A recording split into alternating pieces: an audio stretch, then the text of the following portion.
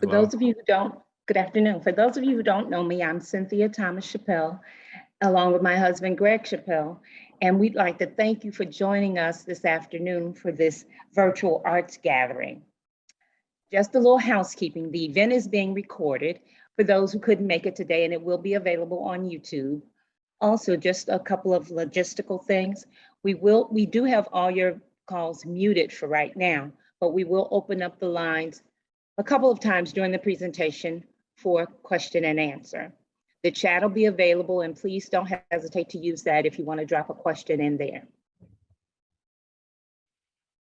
Enjoy the presentation. Like all things, and those of you on this call that know me, know that we over prepare, and yet the host was late to this virtual gathering. So just a little technical difficulty. Yeah, little technical difficulty. But I'm Greg.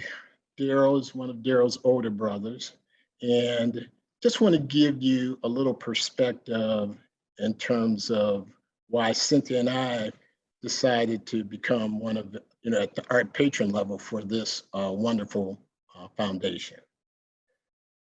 So some of you may think just because he's my brother, that's the main reason I'm contributing, but that wouldn't be true.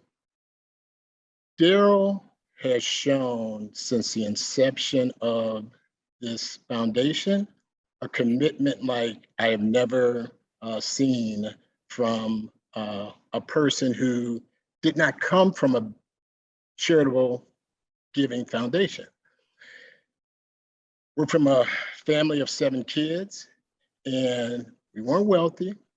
Art was not a core principle in our upbringing.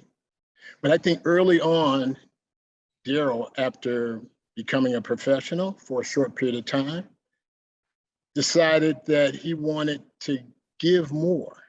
And with that, he left the corporate world, went to Costa Rica, and stayed there for like 2.5 years in working with the various communities. And I think that's what really planted that seed early on. And from then, I think he knew what his life mission was and had the benefit of able to achieve it after he retired.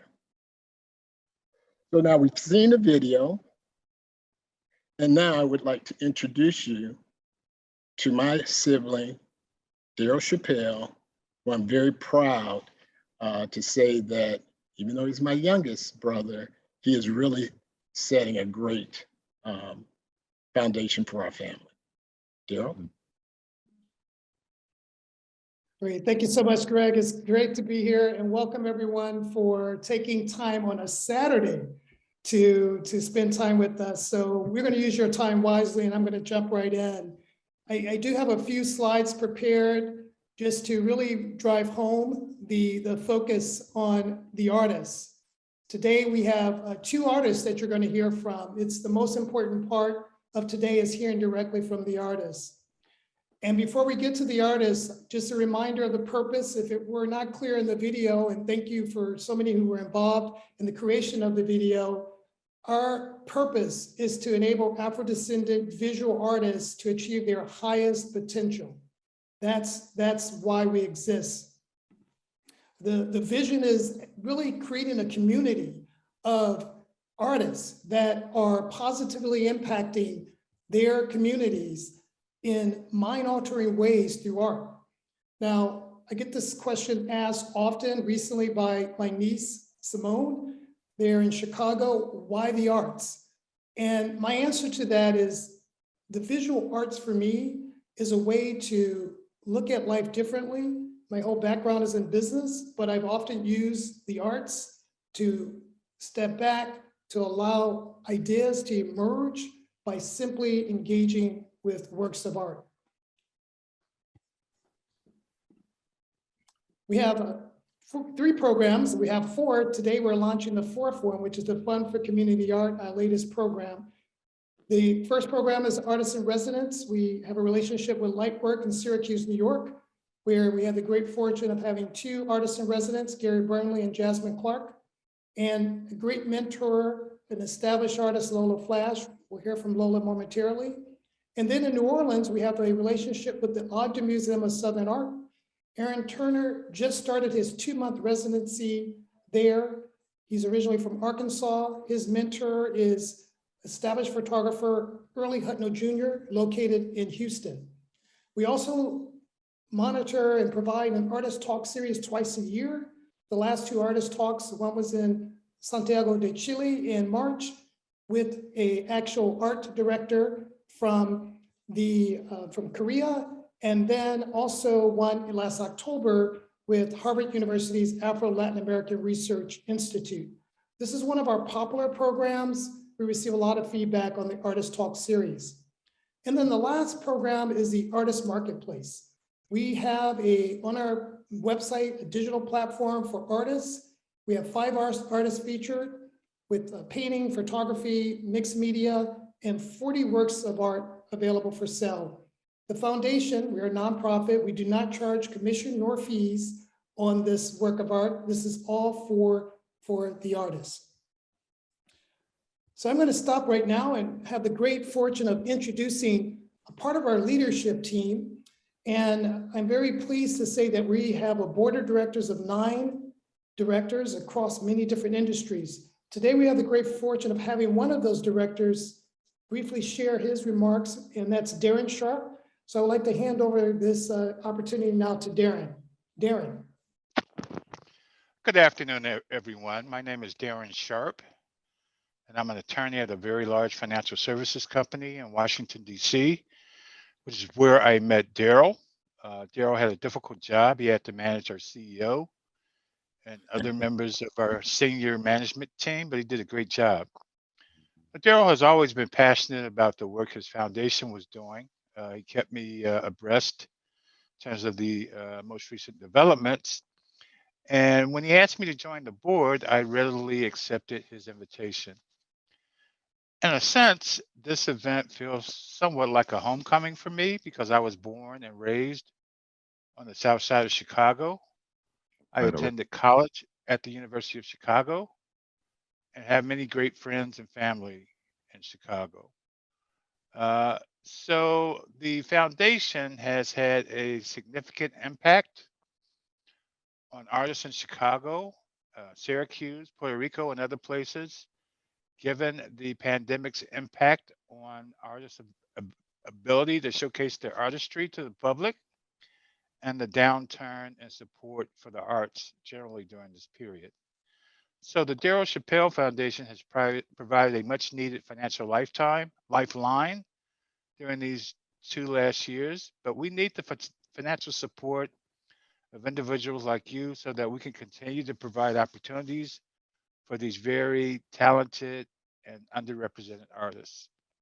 We have so many artists in need of financial support, and while we are doing a great job providing that support, we need to grow our financial foundation in order to continue to have an impact. In closing, I hope you will consider making a financial contribution to the Darryl Chappell Foundation. And I want to thank each and every one of you for participating in this event. I'll turn it back to you, Darryl. Darren, thank you so much for being a part of the board and for your leadership on not only one committee, but 2 committees, the Nomination and Governance Committee and also on the Finance Committee. So thank you, Darren. I really appreciate everything that you do for the board of directors and the Darryl Chappell Foundation. As Darren alluded to, we focus on results. And let me briefly share with you 3 important results. One is the community of artists as part of the vision. I am proud to say that we stay connected with 47 artists across the United States and Puerto Rico. We literally listen to what they have to say. We ask for their advice. A couple of them, we have their numbers. We call them on the weekend. And so we stay very much connected. The other thing I would like to share is the dollar impact. We're a small startup foundation. However, I think it's important to share what we're doing. So far in our 3 years of existence, we have given out $84,000 to fund various programs that I mentioned through our partners. And one of our partners I'm very excited to have on this call, that's the UChicago Arts+Public Life. We have representing the organization Deputy Director Alfredo Nieves. And so I would like to hand over and the call now to Alfredo. Alfredo. Thank you so much, Darryl. It's great to be here. Hi, everyone. As Darryl said, my name is Alfredo Nieves Moreno. I'm the Deputy Director of Arts+Public Life. I'm a Puerto Rican arts administrator living and working here in the south side of Chicago. Very proud to be part of this conversation, and it's an honor for me as part of the team in Arts+Public Life to be in this event and to collaborate with the foundation. Thanks again, Greg, Cynthia, the board, Lola. It's great to be here also with the artists, Lola and Cecil, and for all the potential collaborations that have been happening between Arts+Public Life and the Darryl Chappell Foundation. Arts+Public Life is an initiative from the University of Chicago. We are a neighborhood platform for arts and culture in Washington Park here in the South Side. We opened in 2011, and since then we've been providing residencies for Black and Brown artists and creative entrepreneurs, arts education for youth, and artist-led programming and exhibitions. Arts+Public Life operates from the Arts Block, which is a collection of a cultural commercial corridor here in the South Side, along Garfield Boulevard and between Prairie Avenue and Martin Luther King Drive in Washington Park. And we have 3 venues on the Garfield Boulevard. One is the Arts Incubator, where we host the Artisan Residence program, most of our education programs, and also our exhibitions. We have the Green Line Performing Arts Center, where we host the performance residency and our public programming. And we also have a creative entrepreneurship acceleration program and a space called the L1. Darryl and I met in the summer of 2021 and immediately started to collaborate. We met through a great friend and collaborator from Puerto Rico, Javier Hernandez. And I remember that in our first conversation, something that surprised me from Darryl was how concerned and how much he understood the challenges that artists were facing at that moment. It was one of the peaks of the pandemic, and he was so worried about how the foundation could contribute to the artist's well-being in that critical moment. And it resonated so much with me because in Arts+Public Life, we were making ourselves the same questions. How we can be in support of the artist during this difficult time. And for example, during the pandemic, Arts+Public Life had to switch most of the programs to virtual activity, as many other organizations. And one of the things that why we do that was not only to provide a space for the audiences, but mostly to keep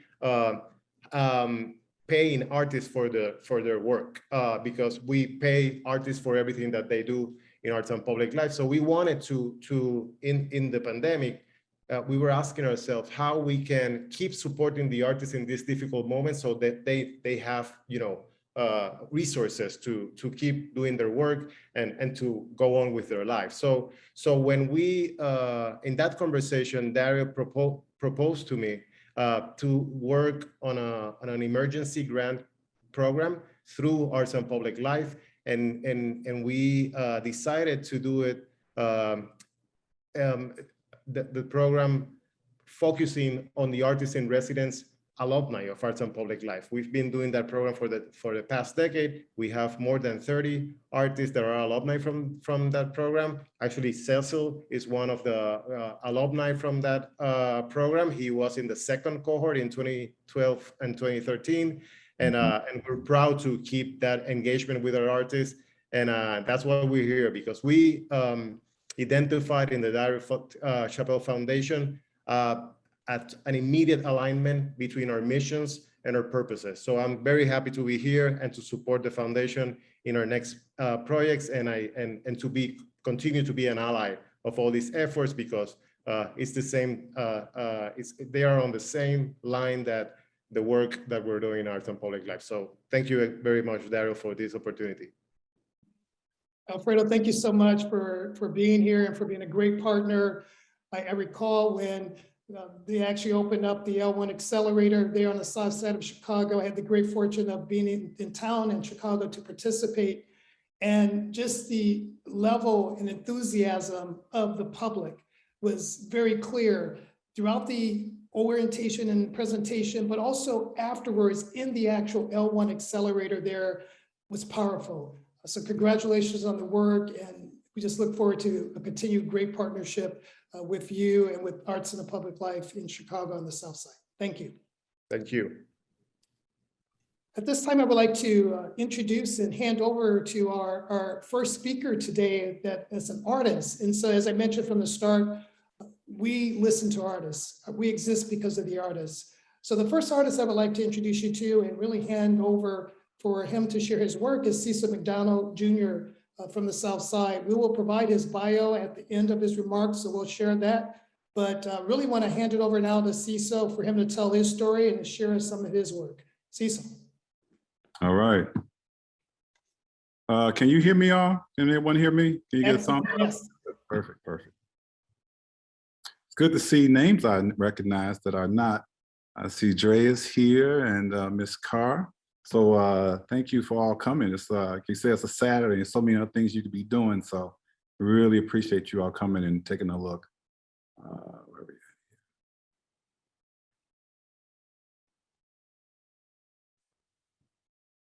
at? 1 second.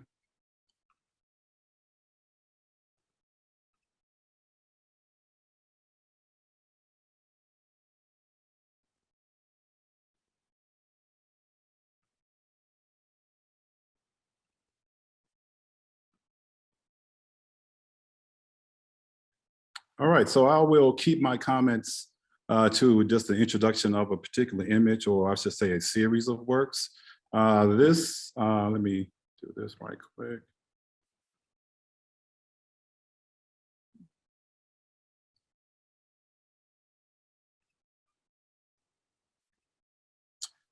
So everybody can see this image, nice and large. Perfect. Okay, so this comes from a series called In the Company of Black, which was a series I started at the incubator as part of my residency with Arts and Public Life. And many of the photographs are from people who live on the South Side, Bronzeville, Washington Park. And I just had this urge for creating an image. I'm trained as a photographer at Columbia College. I did my grad work there. And I noticed in the society a lack of images that showed ordinary people in an extraordinary manner. Most of the images, particularly Black people, are exist on opposite planes or opposite poles, I should say. You know, very extraordinary, accomplished people, celebrity, things of that nature. Then on the other end, people who are always suffering. So you got Black suffering on one end and Black excellence on the other, and then nothing in the middle that represented the people that I saw and interact with on a daily basis. So the photographs from this series, In the Company of Black, published as a monograph in 2013. It was nominated for Best Photo Book that year by the Aperture Foundation, and it was a finalist for the Paris Photo exhibition that year as well. All these works are structured. I create and construct images. I construct the images in my head. Images in my head, I construct them to photographs. So I'm interested in the things that I'm thinking about. I create those things in space, light them, stage them, and then photograph them. Most of the time they happen in a domestic space.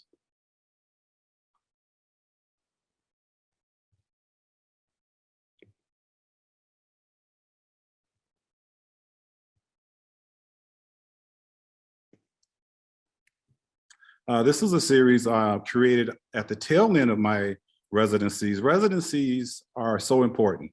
Artist residencies for me have sustained me. I'm able to go away from anywhere from 2 to 6 weeks, sometimes I've done as long as 6 months, and just focus on a project, focus on work. My wife and I, we raised 3 girls, so I have a very busy life as a husband and father. And so you have to figure out how to do all of that, keep everybody happy. And what a residency does is allows me to leave all those things behind and focus on projects. So this project came at the end of my work at Life and Public Art. And this is a series called Cuts and Beats. It's a collage montage work. And what I did was I did a lot of work in nightclubs around the city. And I took those images, montage those images with images from vaudeville, show bills, vaudeville stars who their playbills, their announcements, and I created these kind of dual histories and brought them together. I like to think of it as speaking across history, so speaking back to artists who are the first artists emerging out of Reconstruction. So vaudeville, mostly theater and stage artists.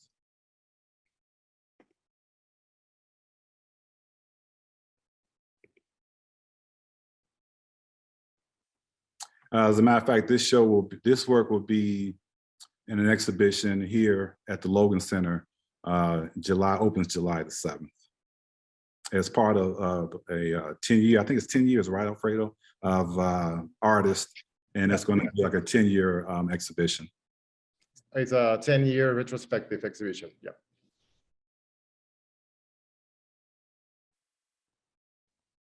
I have this theory that the artists who were the men and women who were allowed to be artists right after Reconstruction are really super successful, in that you see what happens when artists are allowed to work.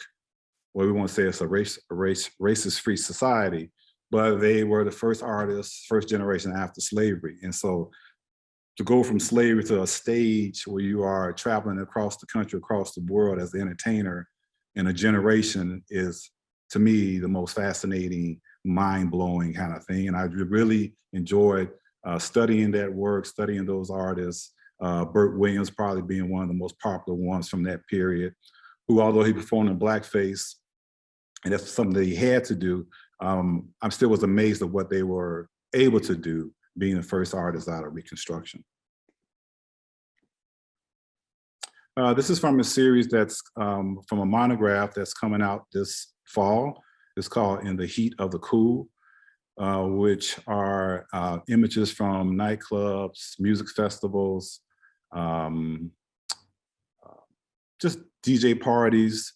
My first creative job in my creative life was as a disc jockey and a club dancer, a musician.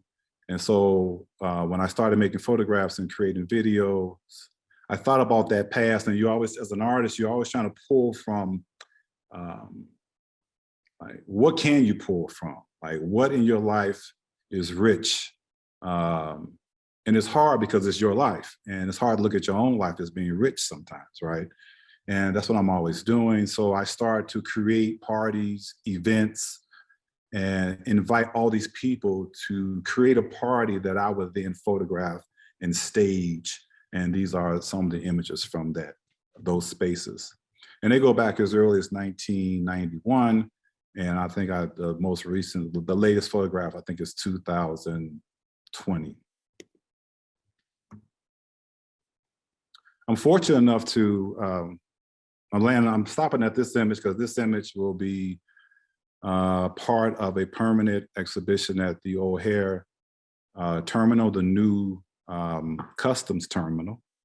And so this picture will be 25 feet by 8 feet. And this will be one of the images that you will experience as you come back.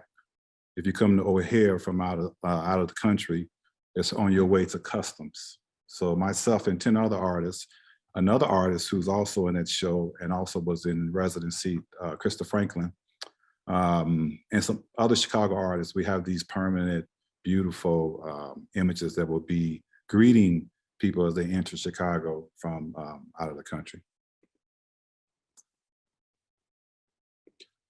I'm gonna be checking my chat to make sure I'm not going over time. So Moses dropped me a line. I'm getting close.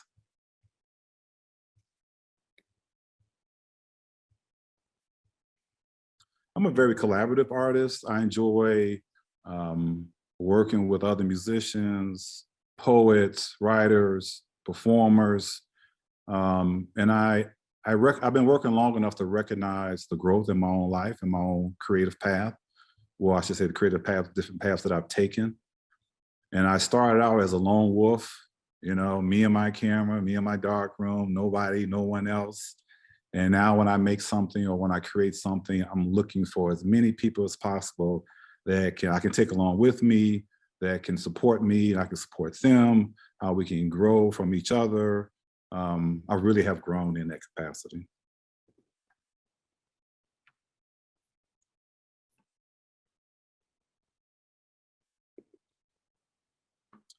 This is from a body of work called Looking for Baldwin, and it took place in Lucerne, Switzerland. I think it was 2011.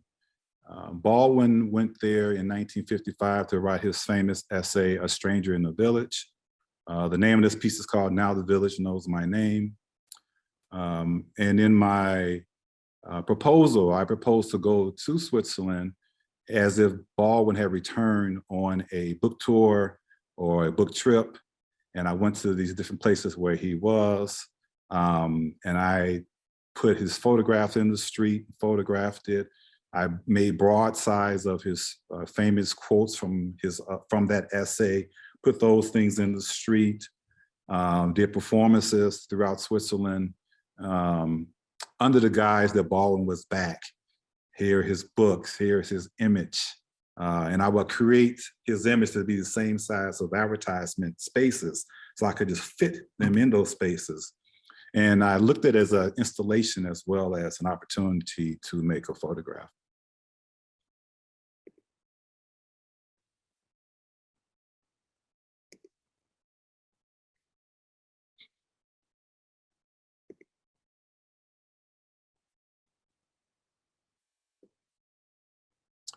Now, doing our tech, we didn't check for video, see what video would play, Darryl. So we're going to see how this works out here. But I'll set it up. This is with a collaboration with an artist by the name of Mahogany Brown, who was a poet out of New York. She and I and a few other artists were in residency at the Robert Rauschenberg on Captivia Island, 2019. She walked in with these beautiful wraps on every day. And I said, you know, we have to find a way to work with this. Let me photograph you against, because we all camp out of this, we call it the fish house because it hovered above the water over the ocean. And I said I would use that as the backdrop. And so I made the piece, we loved it. I said, but you know, I want you to be more representative than my gaze. And I want you to talk back to what you see. And this is what she ended up saying. And the name of the piece is called Ritual. Please work. Y'all see that? I'll let you be merged. All right, so hold on. Yeah. Tell me about this camera. You can take it off and then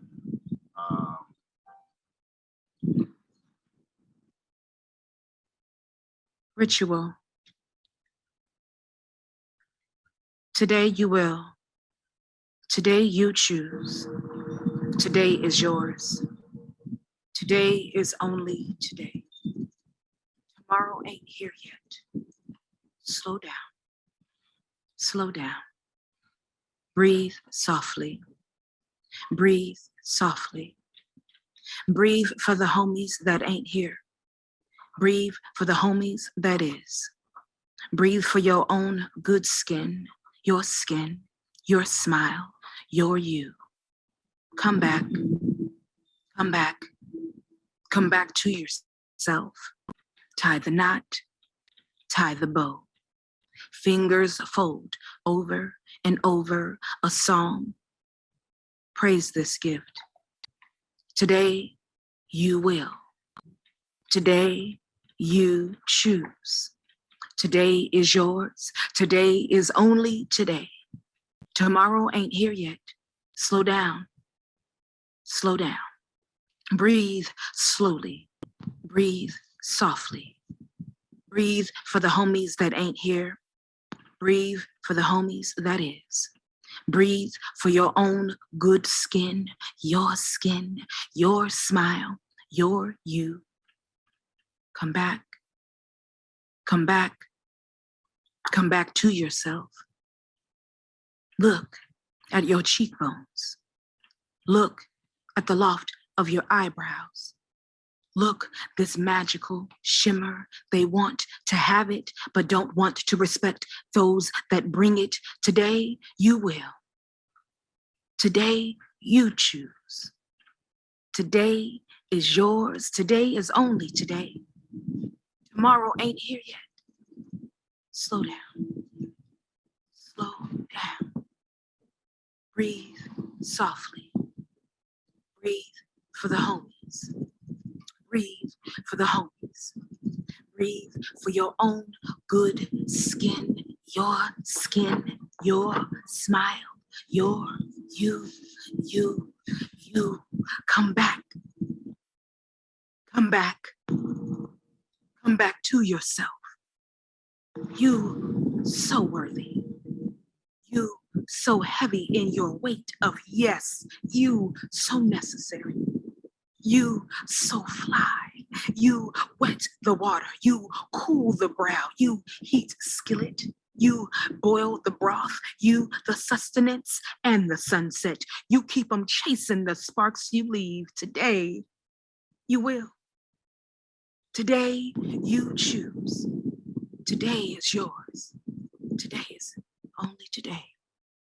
Tomorrow ain't here yet. Slow down. Slow down. Breathe softly, slowly. Breathe for the homies that ain't here. Breathe for the kin that is. Breathe for your own good skin, your skin. Smile, you. Come back. Come back. Come back to yourself. Miraculous stargaze. Most fortunate sky beam. Beyond brilliant, be your resilience, but you knew that already. Who told you different? You tell them, today you will. And today you choose. And today is yours. And today is only today. Because tomorrow ain't here yet. So slow down. Slow down. Breathe. Softly. Breathe for the homies that ain't here. Breathe for the kin that is. Breathe for your own good skin, your smile, your tribe, your you. Come back. Come back, come back to yourself, galaxy of woman, wonder of human, but you knew that already. Who told you any different? Anything that don't heighten your stride, leave it today. Anything that don't strengthen your heart, leave it today. Anything that don't propel your wingspan forward, leave it today. Whoever told you you wasn't fly, whoever told you you wasn't strong, whoever told you you wasn't brilliant, whoever told you you wasn't beautiful is a lie.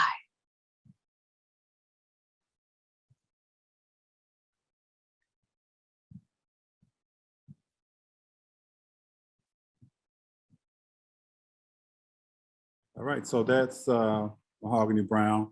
And usually this is shown in a theater or in a darkened room. So those jumps and stops are part of it. So it's not a lag because we're watching it on Zoom, but all of those are meant to see how the break between motion and still, her voice and still, her voice and motion, the water, all those things kind of going back and forth. So that's, I just thought I'd highlight what that method was. I think it's a good place to stop. I know we got a question, a Q&A for me, but maybe I'll let other people take over who are responsible for those cues. Actually, Cecil, let's jump right in. So now is a chance for Q&A. Your lines are still muted. You can either submit a question via the Q&A chat, or you could just simply raise your hand and we'll take you off of mute. So your choice. And if we don't call you in order of when your hand went up, just, it's not against you, it's just we're going the order we can see the hand. So don't take it personally. So Cecil, you want to take the first question you received? I don't see the chat while I'm sharing. Hold on. Oh, I see it. Okay. These are amazing. Love all. Sorry, Moses, I missed your 2 minutes left question. I don't see a question. Just some amazing comments. Thank you for some of these comments, but I don't see a question per se. And I'm fine. Cecil, there was a question, Cecil, there was a question in the chat about how large are these photographs? You mentioned that the one installation at the airport is 25 by 8 feet, but can you give us an idea of the size of some of the others? Sure. Most images are 30, 40 inches as an average. That's pretty much my standard where I start at. And they can go as high as 90 inches on some levels, but 30, 40 is probably where I start. And I did a series, the Cut and Beat series. Some of those were 16, 20, 20 by 24. Okay, thank you. Thank you. Any other questions? We have a shy audience. Oh, that's okay, but I got great quotes, man. I take those. It's a great, thank you all for the comments. I really appreciate this.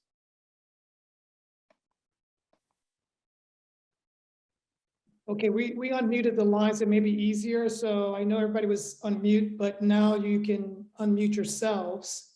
Feel free to ask a question directly to Cecil, or if you have any questions about anything you've heard so far. So you now have an opportunity to unmute yourself.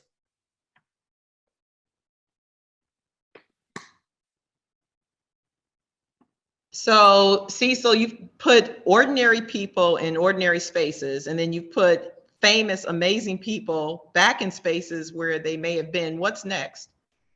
Where do you next see putting people, and what kind of places should we be looking for us in that we don't see ourselves in, or that we need to see ourselves in? Right, right. I'll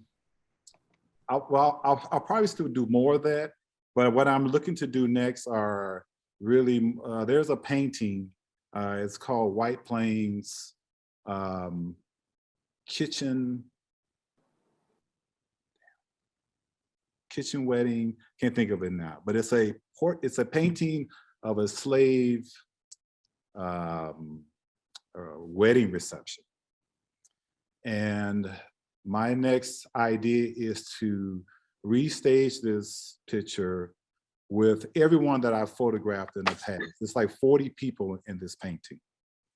So I plan to partner with a theater group, build a stage, build a set, and have everyone that I've photographed come to this space and reenact this, reinterpret this painting.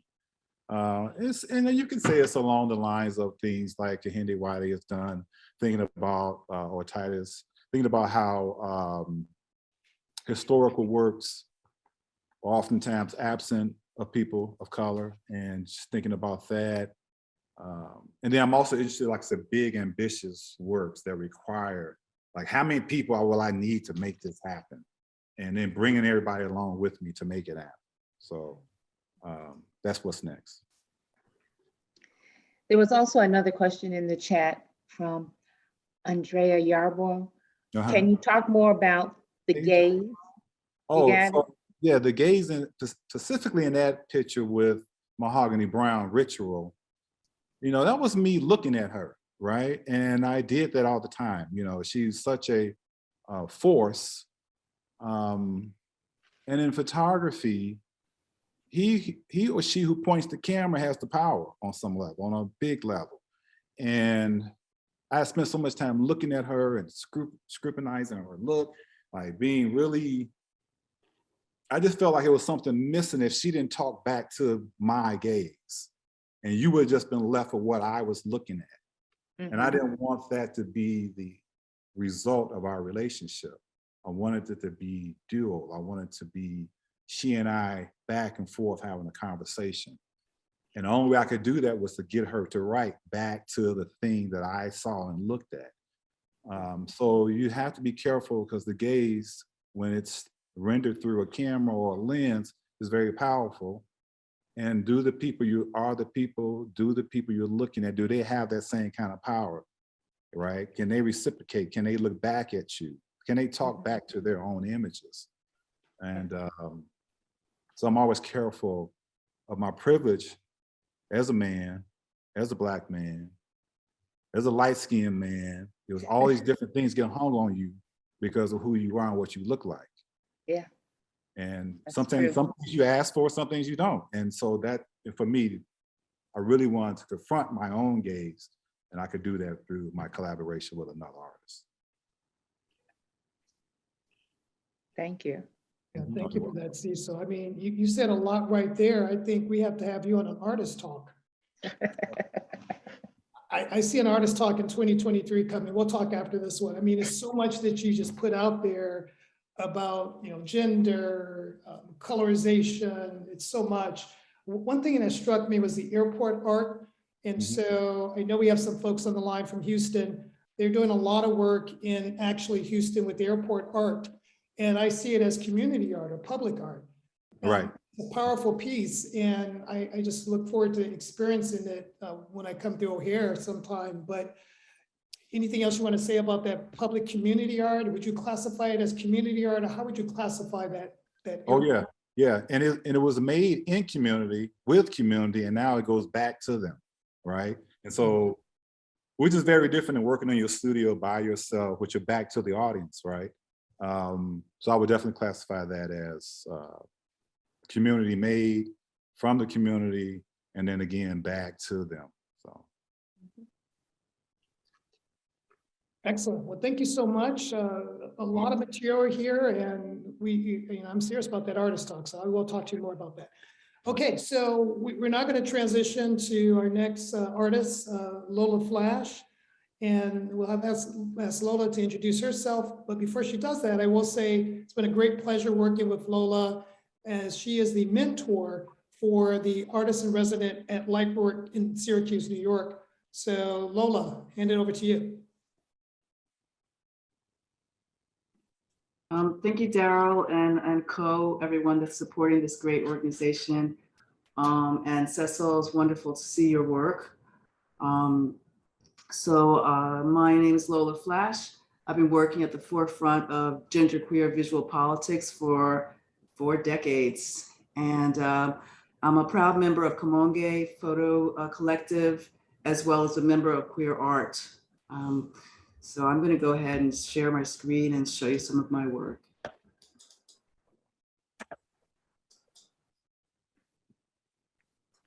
So this is a series I'll be talking about a little bit later. It's called SISG, The Vision. And here, this is me becoming sort of an avatar. But first, I'd like to talk to you about my work called Cross Color. Cross Color is something that I started. Can you hear the sirens? Oh, no. Okay. No. Yeah. No, good. All right. So Cross Color is a style of work that I started just by a mistake, actually, when I was in college. And for 20 years after college, I continued doing this style. I have this little video from the Champ I want you to listen to, and then I'll talk a little bit more about it. Basically, it's what I'm doing is I'm reversing the colors. So white becomes black, black becomes white. You know, so if I photographed a black cat, it would become white. So the bad cat would become a good cat in my pictures, right? So let's hear from the Champ. And I always ask my mother, how come is everything? I said, why is Jesus white and why are they doing this? Why is the Lord suffering all the angels like hope, Mary, and even the angels? I said, Mother, when we die, we go to heaven? She said, naturally we go to heaven. I said, but what happened to all the black angels they took the picture? And the angel took cake was the white cake, and the devil took cake was the chocolate cake. I always wondered, you know, and the president lived in the White House. And Mary had another name, his feet is white as snow, and snow white. And everything is white. Santa Claus is white. And everything bad was black. The little puppy was the black dog, and the black cat was the bad luck. And if I threaten you, I'm going to blackmail you. I said, Mommy, why do they call it white male? They lie too. I was always curious. And then, and this is when I knew something was wrong. Yeah. So, And I was so I started this color project, this color work using the wrong materials. Basically, I always would photograph on color film, and I didn't have the right paper to print on the color film onto. So I started printing onto negative paper, and so I got negative color. So everyone can see, you know, everyone knows what a Coke can looks like, right? So the red is a warm color, and then when I reverse it, it becomes a cool color. This is my friend Charles. He's Black and he looks white. And so, you know, I realized that growing up, I knew that, you know, I loved the dictionary. I was, you know, and still a little bit of a nerd. And, you know, I knew that Black was bad, dirty, and wrong, and that white was pure, perfect, and, you know, angelic, right? So, sort of air quotes. And so then I realized in my photographs, I was actually changing this idea. And so people could then look at the work and not say, oh, there's a Black person, there's a white person. Sometimes I realized, oh, I can make the people green, and really just move away from this binary idea of color. I'll show you a little bit more about that work. So once I graduated from college, was 1981, which I like to say was last century. It was the first year that someone was diagnosed with HIV, even though most of us activists know that there were people before then that had HIV. And so I became, you know, sort of at the end of the 80s, I became a member of ACT UP. And ACT UP was also in Chicago. It started off in New York, and, you know, we were always out in the street demonstrating to get the government to act on, you know, funds for AIDS. This is a poster that says, "Kissing doesn't kill, greed and indifference do." And if you read the tagline at the bottom, corporate greed, government inaction, and public indifference make AIDS a political crisis. You could just put COVID right in there, right? It's the same sort of systematic problems that are wrong with society, were wrong with society then, are still wrong. And that's me when I was younger. This is from 1989, so that's me here with my hair. I was having a good hair day. It ran on the sides of buses. It actually was in Chicago, so I don't know if any of you all saw that. In Chicago, it was famously tarred because people were homophobic. Of course, not everybody I know, but so yeah. So I feel like for me, I almost really didn't. There was no question about what I wanted to do with my photography when I got out of college. That, you know, I would really like combine my activism with my art. Here's a picture from a demonstration. Of course, if you remember that Reagan was in office there.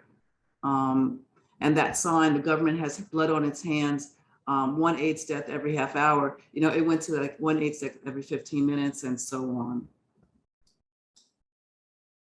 on. Here's a photograph of me, actually, that's my butt. And it says, AIDS is killing artists, now homophobia is killing art. So this was around when Jesse Helms was pulling a lot of money from the funding for the arts. I happily will say that the Museum of Modern Art recently acquired this piece, as well as 5 other pieces from this series. This one also, this is my dear friend Charles. Actually, you saw him earlier in the Coca-Cola ad. Charles was one of my many friends who passed away from AIDS. You know, he probably was actually positive in this photograph, but he was, like many people, ashamed of his status. This has kind of a double entendre, Band-Aid, right? So Band-Aids. And also, you know, back then, most of us remember like when a time when there was Band-Aids didn't match our skin color. So I knew that putting the Band-Aids on Charles and then making a purple kind of print, it would kind of give this idea of Kaposi's, which is something that, you know, skin cancer that a lot of people got in the early parts of the AIDS pandemic.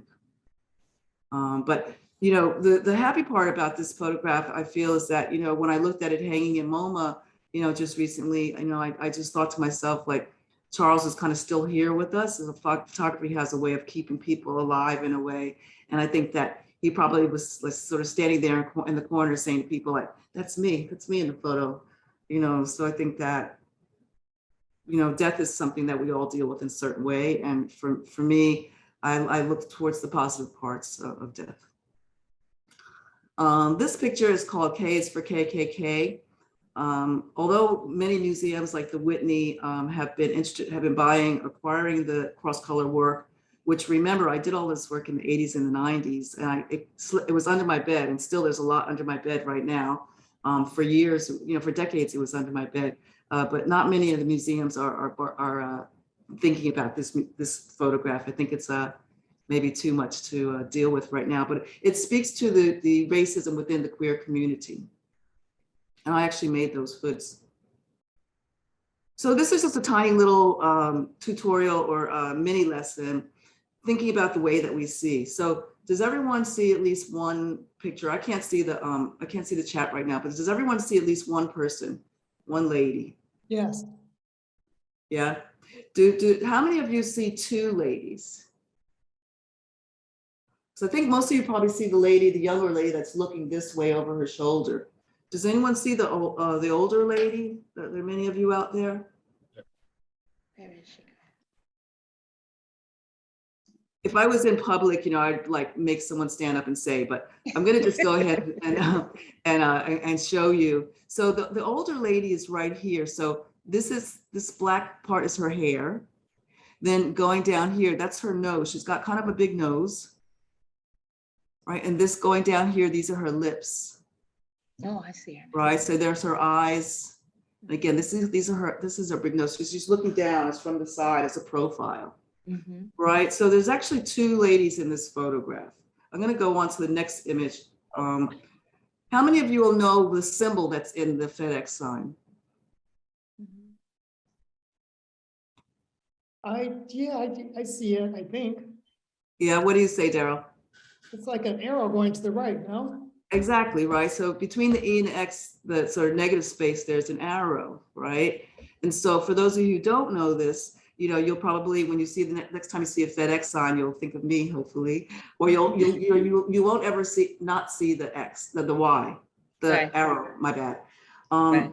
And so the point here is that, we all have these biases that we learn from an early age, either from our parents, from the media a lot, and from our readings. And that what I would hope is that when you look at my work, to sort of throw away your biases and just look at these folks as just people, as just beautiful people. So this series is called Surpassing. This is like probably one of my oldest series in like regular color. I use a 4x5 camera, a large format camera.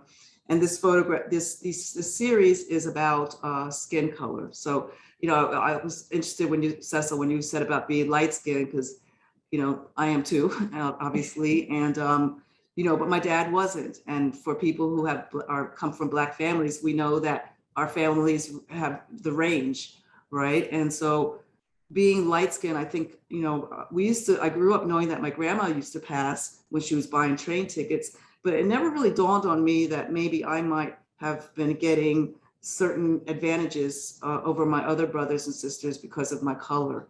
And I wasn't like trying to, it was just the way that people saw me, the way I walked into the door.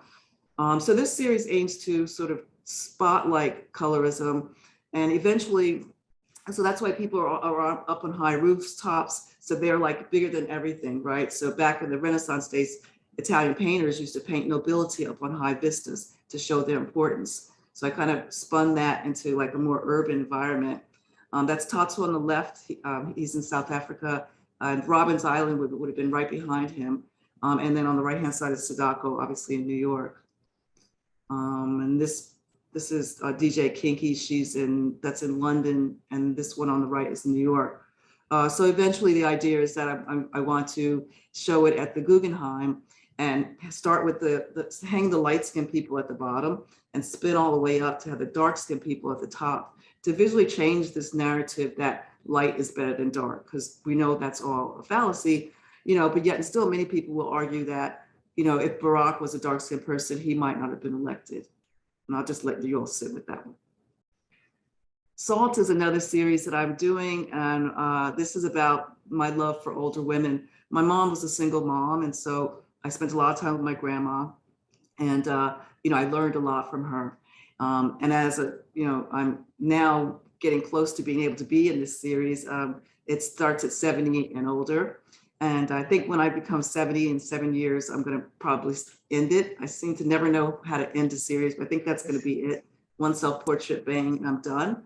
But it really speaks to, the fact that, older women don't always get the respect that they should. I mean, even younger women, really, if we want to think about it. But I think about older men and maybe someone like George Clooney, who, it's like, I think he's handsome, but, we don't have like women who are seen as beautiful once they get a certain age, sort of like the next young group of like it girls come in.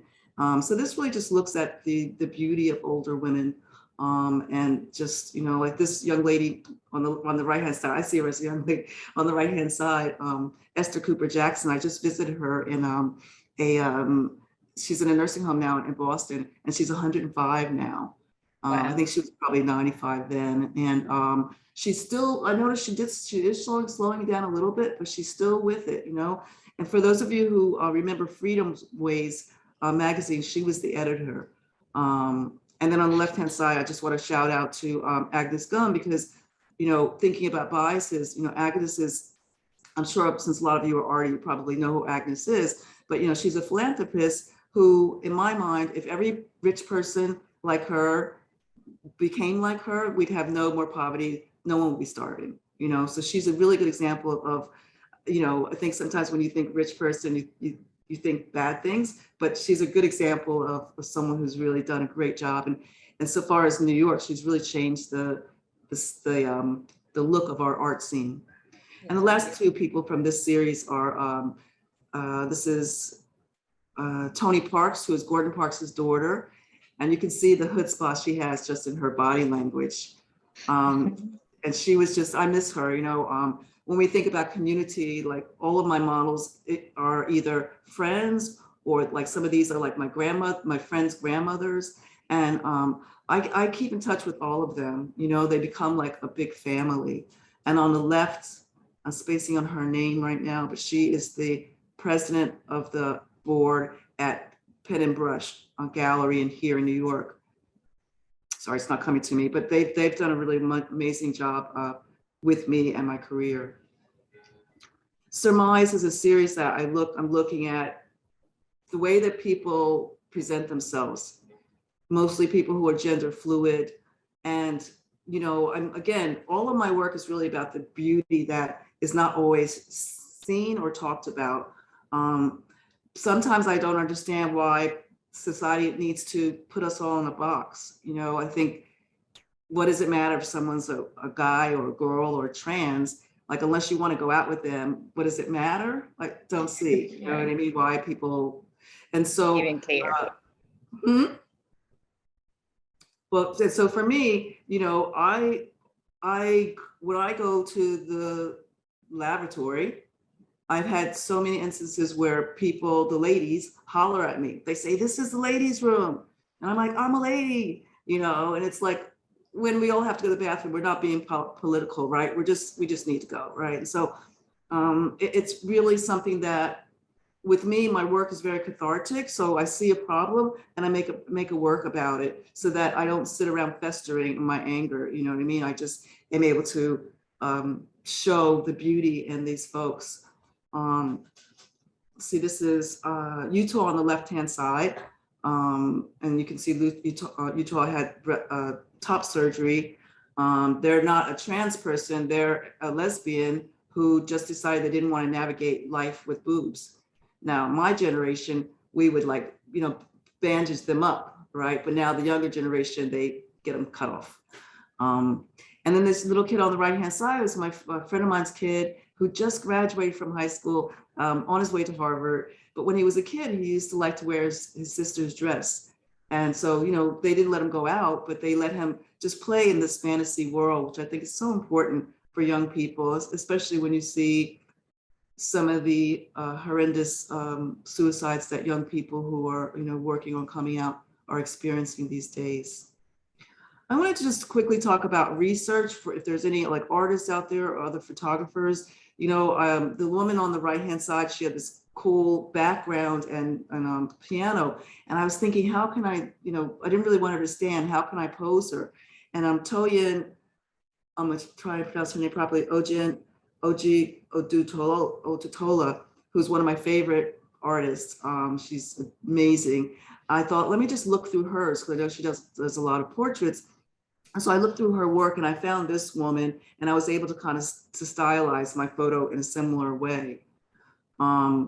Kerry James Marshall, I don't know if you all know him, but I know you know of him, but if you know him, can you please give me his address? I'm dying to send him this photograph, because this was when I did a residency, actually, Cecil, at the Center for Photography at Woodstock. I got a whole house, and the top floor, the attic, was a studio. And as soon as I went up there, I got these vibes of this painting by Kerry James Marshall, and I sort of worked to recreate it, which I haven't really done before, but it was kind of fun. And yeah, I would love to, I love him, and I would love to be able to send him a postcard.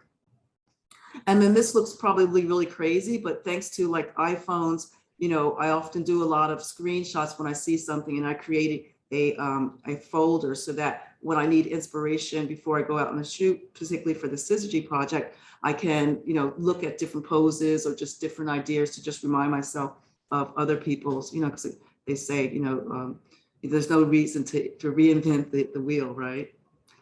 So here's Syzygy the Vision. And Syzygy the Vision, again, was started at the Center for Photography at Woodstock. A friend of mine is a curator, and she said, you know, I'm doing a show about Afrofuturism. If you can get something together in, you know, like 2 weeks, send it to me. So when I went to Woodstock, you know, I bought a helmet, speaking to the future. I have and had been obsessed and saddened by the incarceration system in America. You know, most of the people look like us. And I wanted to do something about it. So with Afrofuturism, you know, it's a wonderful way to kind of think about the past, think about the present, but think about this future where we actually are free, and, you know, we're jumping for joy. And that's the magic of being an artist, is that we're storytellers, you know, we're griots, and we can make things happen, at least on this level, on a 2D level. So once that started in 2019, and then of course, as you remember, 2020 was the beginning of of COVID. And so the first day that they cleaned the subways, I had been dying to get down there, but I was kind of scared because evidently a lot of homeless people were there, because a lot of people were taking the subways. No one wanted to come with me, and you know, I couldn't really blame them. So I just kind of grabbed my tripod and ran down there and took as many pictures as I could take. Probably 5 of them turned out in focus. The camera didn't know where to focus, but this one came out. And I think it kind of has the feel of what it was like here in the city, and I'm sure in Chicago as well. So once Mr. Floyd was killed, you know, the city kind of woke up again, and there was all kind of helicopters and these demonstrations. And so I thought, you know, I've got to take Syzygy out. And I went to Harlem, and a friend took some shots of me for one of the demonstrations. I just recently went to Tulsa, Oklahoma. And for those of you who've been there, you'll know that these are called the Stairs to Nowhere. And behind me would be sitting one of the beautiful houses owned by one of the Tulsa victims. And so again, I'm thinking about the past, and I mean, thinking particularly in this space, I feel like I could almost hear the cries. I could hear the fire, you know, I could hear the white people screaming awful things. And so it's sort of, you know, so some parts of it, I suppose it's like I'm sort of making the story in the way that I see on TV how writers do, with like Post-it notes. So each photo is a Post-it note. I'm not really sure of the order, but it will have a flow where there will be sadness, but also joy. So here's a fine example of, you know, a more joyful picture. You know, I'm eating a chocolate and vanilla cone. My parents are both Black, but many people think I'm mixed race, so that's kind of points to that. And of course, the Milky Way, you know, thinking about outer space. This picture has been a very popular picture. I've sold several. I'm coming into a new phase in my career where people are appreciating my work so much that they're buying it. So I've quit teaching now. I'm a full-time artist. Here's another one. And this comes to the final part of my talk. I always like to end with this, thinking about my legacy. And Darryl, I can see that you have such support of your family, and we have that in common also, in addition to the love of art. My cousin Charlene is here on the call, and I know she's listened to a lot of me talking about my work.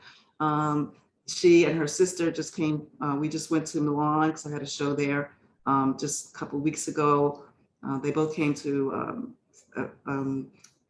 London. I had a show in 2018 at Autograph Gallery, and alas, this photograph is, this is Madam C.J. Walker, Booker T. Washington, an unknown man, but I think he was like a business, newspaper person. And last but not least, my great-grandfather, Charles H. Bullock. So this was at an opening of a YMCA. My great-grandfather worked for the Y, and what he did was he set up or founded several YMCAs in different places. Montclair, where I'm from, he set up one there, one in Brooklyn. I think this one is like in, I'm not even gonna guess. But anyway, they were called the Colored Ys back then. And as you all remember, during segregation, everything was separated. And so these establishments became sort of meccas for Black and brown people. They learned how to write, to read, to swim. There was places where they could actually go to parties and enjoy themselves. And so I'm really excited that this is my great-grandfather. And in many ways, I feel like I've sort of taken the baton from him, and I'm running with it, showing people that, we too deserve equity and equality. And I also like to say, like to people, especially young folks, that if you don't have a Charles H. Bullock in your family, that, you could be that person, right? You could start that legacy right now. And I suppose, thinking about you, Darryl, like that's what you're doing, right? And so I'd like to kind of close with the idea that, one day someone in my family will be an artist, or maybe they're a writer. There's someone who would be giving a presentation, and that they would end with a picture of me, as their inspiration. And maybe I'll be standing there with Michelle Obama. I know y'all love her, and maybe Beyonce or Rihanna, or I could keep going on. You get the picture. It's just that we all have something to give, and I feel like my parents and my family have given me the strength and the courage to be who I am, and to help, as corny as it sounds, help make it a better world. So that's me. Thank you for listening. Thank you so much, Lola, and thank you so much for all your great work. And you have to keep us posted on the great exhibits. I know you mentioned MoMA, you mentioned the potential of Guggenheim, so we will make sure we publish that in what we call the Flash Update. It's amazing that the Flash Update has your last name, so it must have been intended. It's all faded. It must be. It just has to be. So we're going to queue questions for Lola as we wrap up the slides. So bear with me. Definitely submit your questions in the chat, and we'll get to those momentarily. Meanwhile, just to wrap up here, today again, we're doing the launch of the new program of the Darryl Chappell Foundation. It's now our 4th program. It's the Fund for Community Art. You see that on the screen, the actual scope. It's to really provide visual artists with funding through our nonprofit partners to do public art, be murals, art displays, photography, youth community projects, permanent projects in quotation, semi-permanent projects, but it's all involving the community to create the actual work of art. So here's the bottom line. Our goal this year is to raise $150,000 by year end to support the creation of this fund for community art. We will then look to launch the actual partnerships in 2023 in Chicago, Washington, D.C., New York, and in Puerto Rico. So that's the goal, that's the objective. Those particular cities first. The second round cities include Seattle, Houston, San Francisco, and Miami. So how to support the artists and how to support it, specifically the Fund for Community Art and building that reserve. We look at these particular levels and they are set for a reason. $25,000, we're announcing next week our artist apprentice in Puerto Rico at the Museo de Arte de Puerto Rico. He has been selected and it costs $20,000 and then add $5,000 for supplies and travel a year. It's a 1-year apprentice, and so that's a real number for a real person. Artisan residencies, we talked about the one in Syracuse, the one also in the Ogden Museum of Southern Art.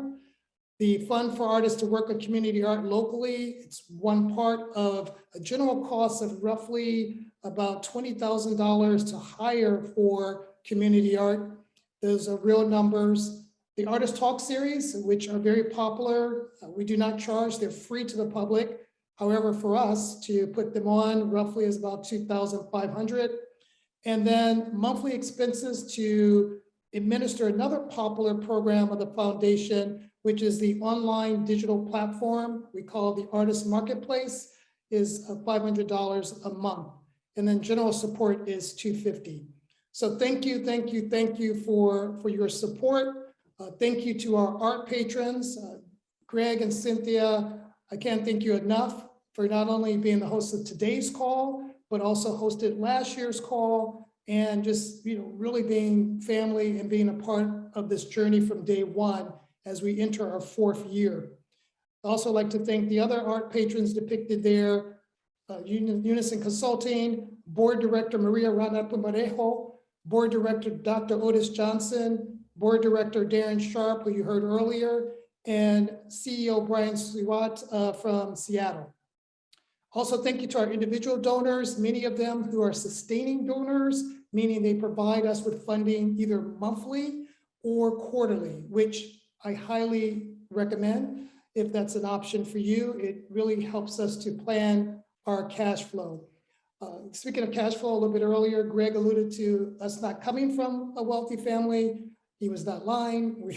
We do not come from a wealthy family. However, I am dedicated in leaving that legacy of doing as much as I can to support visual artists. Here's our board of directors. I could not do this without a board of directors.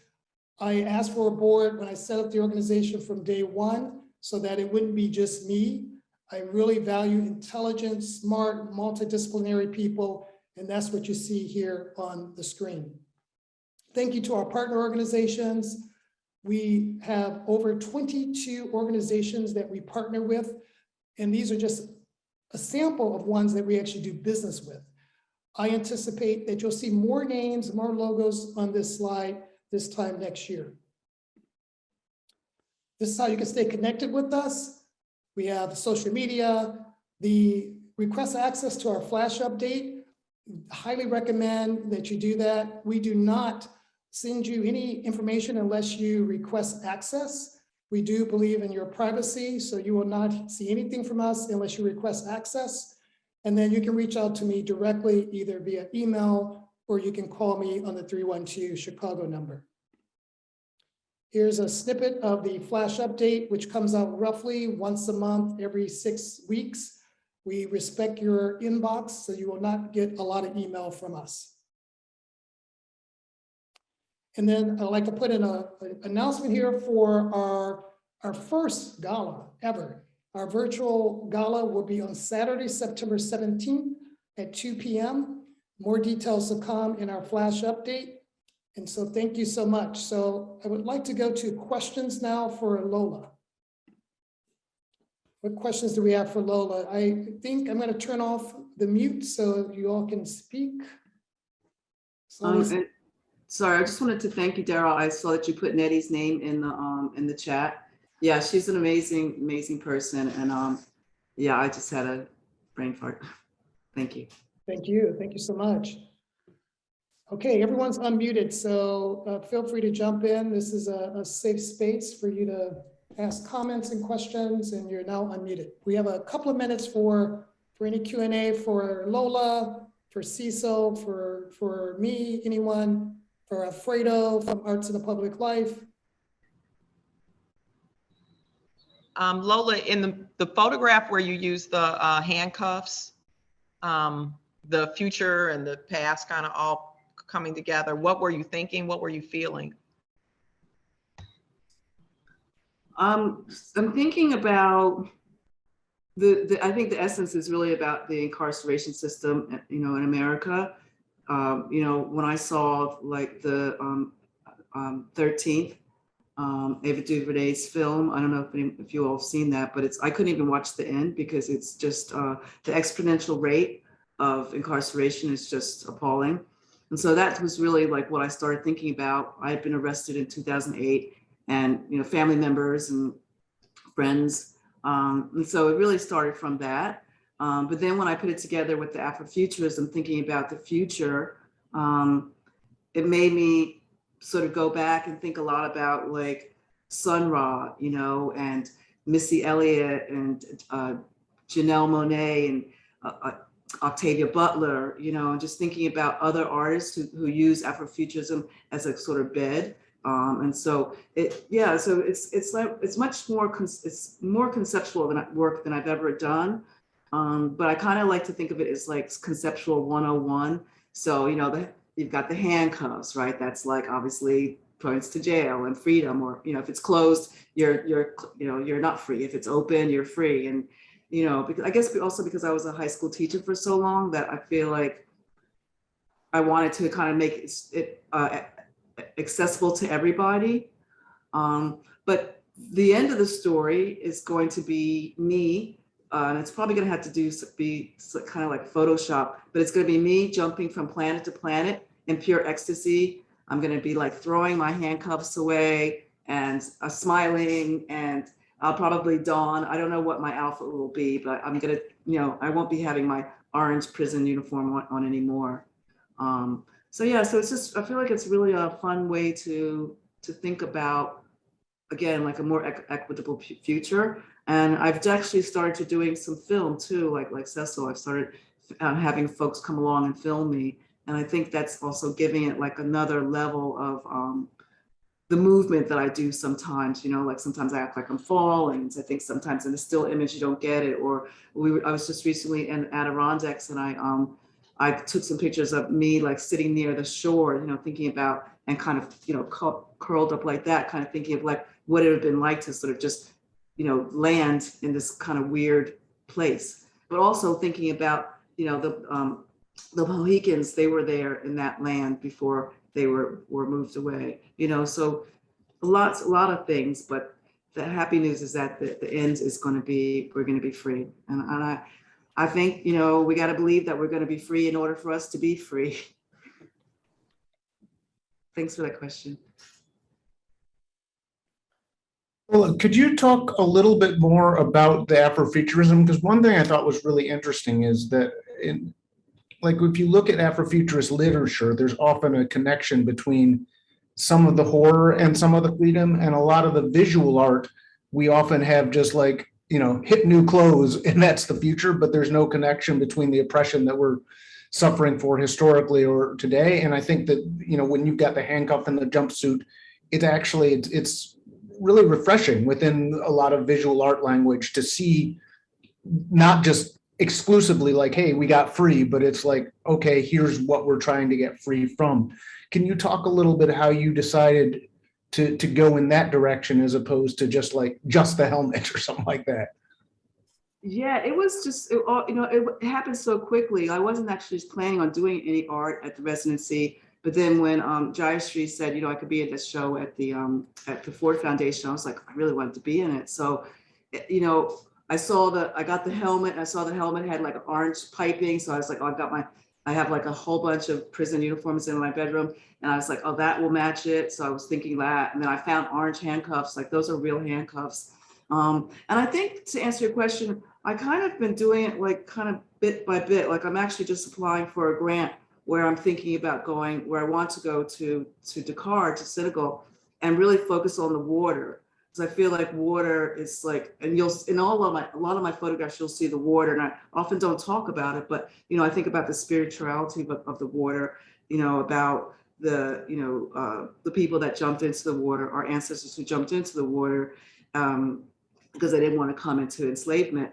And I think about them maybe like in the water, like kind of like Afro wearing mermaids playing cards, like that's just my imagination. I don't know, what happened to those bodies that are in the water. So it feels like there's a spirituality there. But then also thinking about a third of people in Africa don't have access to water. So I feel like I'm like just bit by bit kind of exposing different inequalities in our societies through the project. So I suppose like as I keep going, I have to kind of keep changing my artist statement because I'm going into different areas. But yeah, I mean, I think for me, I'm not drawn to work that has to do with trauma, but I do it. That's why I feel like for me, the way that I do my work is cathartic. And so I'm talking about these funky things, but I'm doing it in kind of a more beautiful way. It's just to kind of just escape. Like, I mean, we know that it's been 400 years, but like, what can we do from now? We can't do anything. We can't go back. So how can we go forward? What are the tools that we can use to go forward? Education for me is a really big part of it. And then, yeah, I think for me as an artist, just making the art more accessible so that people can understand and have these conversations around some of these difficult subjects.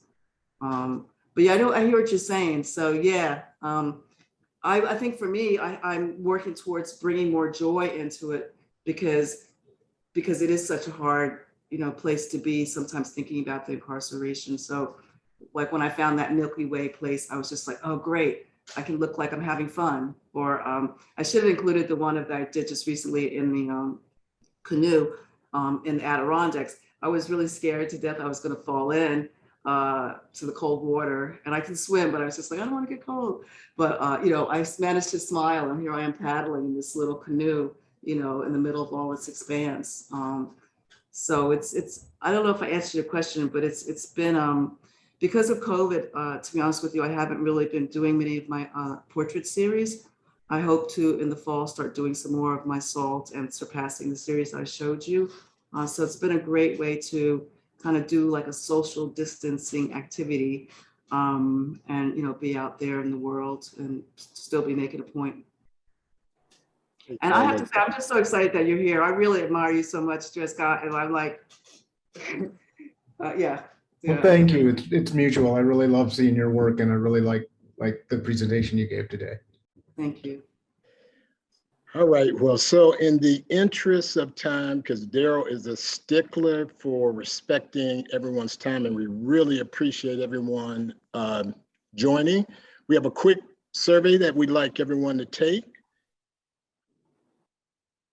A couple of questions. Just a We couple of want to get some questions. feedback on your experience this afternoon. We certainly appreciate you spending a portion of your Saturday with us. So if you could just answer those questions, and for those who would like to stay on and ask additional questions of the artist, we can stay on for a few more minutes to do that.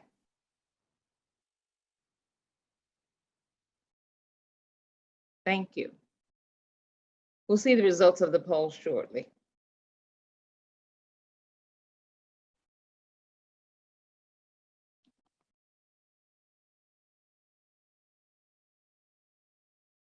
So again, as the survey poll responses are coming in,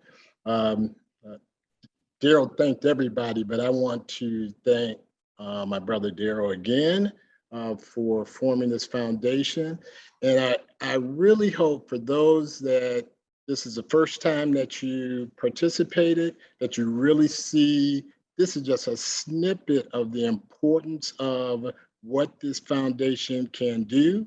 And a great example were our guest artists, Cecil McDonald, Lola Flash. Great having both of you on, great perspective.